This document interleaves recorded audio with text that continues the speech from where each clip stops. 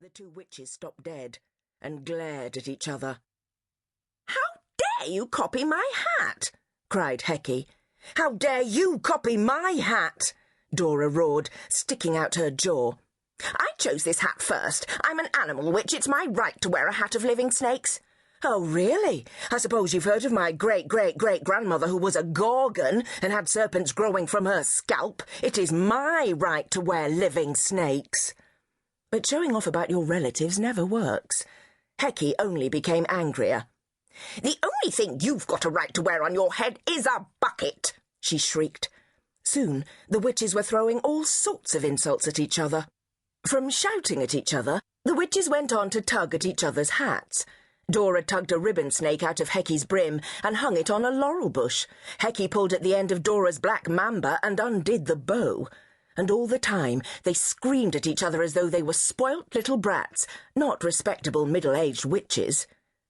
10 minutes later, both their hats were in ruins, and a friendship which had lasted all their school days was over. The witches had planned to go and live close together in the same town. They were each going to buy a business where they could earn their living like ordinary ladies, but all their spare time would be spent in doing good. Now, Heckie went by herself to the town of Wellbridge, but Dora went off to a different town.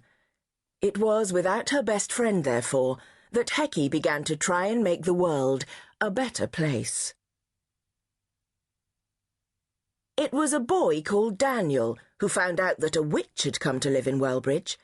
He found out the night he went to babysit for Mr. and Mrs. Boothroyd at the Towers. Mr. Boothroyd owned a factory on the edge of the town which made bath plugs, and he was very rich. He was also very mean, and so was his wife. His baby, who was called Basil, was quite the most unpleasant baby you could imagine. Most babies have something about them which is all right, but Basil was an out-and-out disaster. When he wasn't screaming, he was kicking. When he wasn't kicking, he was throwing up his food, and when he wasn't doing that, he was holding his breath and turning blue. Daniel was really too young to babysit, and so was his friend Sumi. But Sumi, whose parents had come over from India to run a grocery shop, was so used to minding her 3 little brothers that the Boothroyds knew she would be fit to look after Basil while they went to have dinner with the Lord Mayor. What's more, they knew they would have to pay her much less than they would have to pay a grown-up. Sumi had suggested that Daniel came along. "I'll ask you your spellings," she said, because she knew how cross Daniel's parents got when he didn't do brilliantly at school. Daniel's parents were professors. His father was called Professor Trent, and if only Daniel had been dead and buried in some interesting tomb somewhere, the professor would have been delighted with him. He was an archaeologist who studied ancient tribes, and in particular their burial customs, and he was incredibly clever.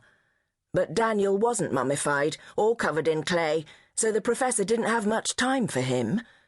Daniel's mother, who was also called Professor Trent, was a philosopher who had written no less than 7 books on the meaning of meaning, and she too was terribly clever, and found it hard to understand that her son was just an ordinary boy who sometimes got his sums wrong and liked to play football.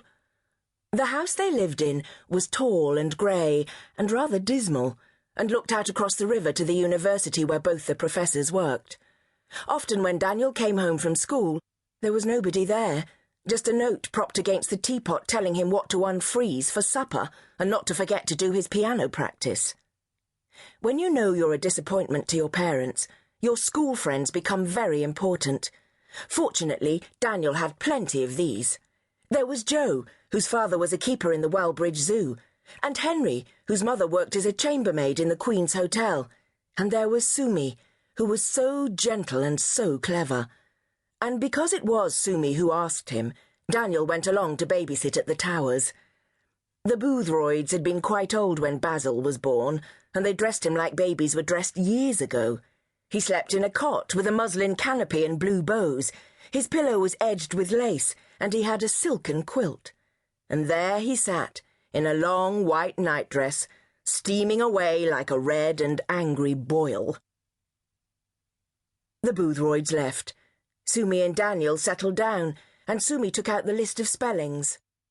"Separate," she said, and Daniel sighed. He was not very fond of